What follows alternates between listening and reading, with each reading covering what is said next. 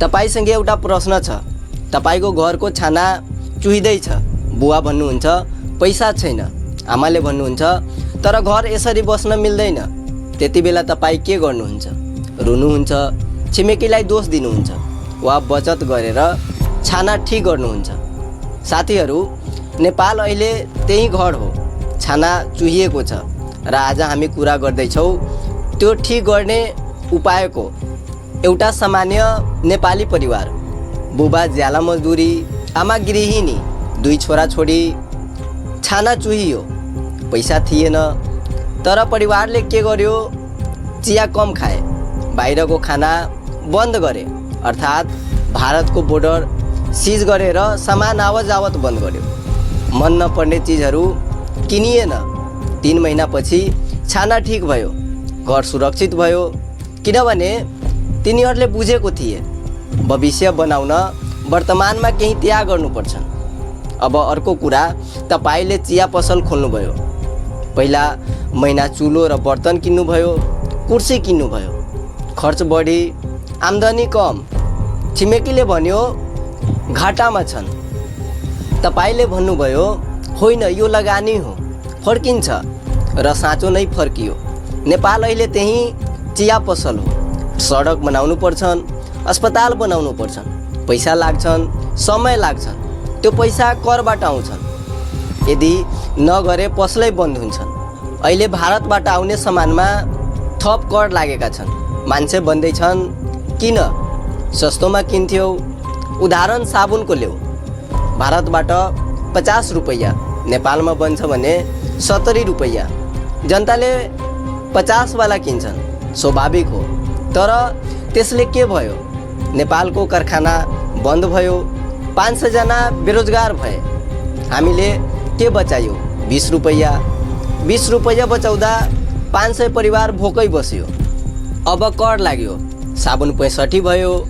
मान्छे रिसायो महँगो भएको कारण। कारखाना फेरि चल्यो, 500 जनाको रोजगारी फर्कियो, नेपालमै पैसा रह्यो। 15 रुपैयाँ बढी तिर्यो भने 500 परिवार त बचायो।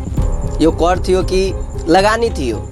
विश्वास नलाग्ने हो भने सिङ्गापुर हेर्नुहोस्। सन् 1960मा नेपालभन्दा गरिब थियो, उच्च कर लाग्यो, जनतालाई दुःख भयो। तर त्यही करले बन्दरगाह बन्यो, विमानस्थल बन्यो, शिक्षा बन्यो। आज संसारकै समृद्ध देश हो। दक्षिण कोरियाले यस्तै गरेको हो, ताइवानले यस्तै गरेका हुन्। तर ती करहरू स्थायी थिएनन्। सरकारले गल्ती गर्यो सुकुम्बासीको मुद्दामा। जनतालाई समयमै भनिएन।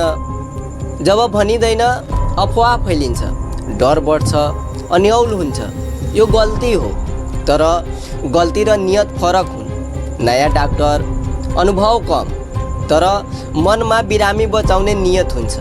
पुरानो डाक्टर, अनुभवी, तर मनमा पैसाको मात्र लोभ। कुन खतरनाक? बालेन शाह नयाँ छन्, अपरिपक्व होलान्, तर सांसदमा प्रतिपक्षहरूले प्रश्न सोध्दा उहाँले लुकाउनु भएन, घुमाउनु भएन, सिधा जवाब दिनुभयो। धेरैले महसुस गरे यो मान्छेले लुकाउन खोजेको छैन। 30 वर्षदेखि अनुभवी नेता देख्यो, तर मनमा खोट थियो। अब अनुभव कम छ, तर नियत छ। कुन रोज्ने हामीले निर्णय गर्नुपर्छ। त्यो परिवारले चिया छोडेर छाना ठिक गर्यो। त्यो चिया पसल घाटा सहेर फल्यो।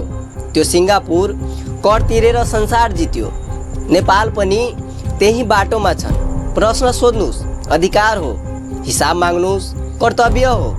गल्ती भए औल्याउनुहोस्, तर सपना नछोड्नुहोस्। किनभने आजको कर भोलिको सडक, आजको त्याग भोलिको अस्पताल, आजको बिउ भोलिको फल। नेपाल हाम्रो सजा घर हो। छाना चुहिएको छ, ठिक गर्न लागेका हौँ। सँगै लागौ।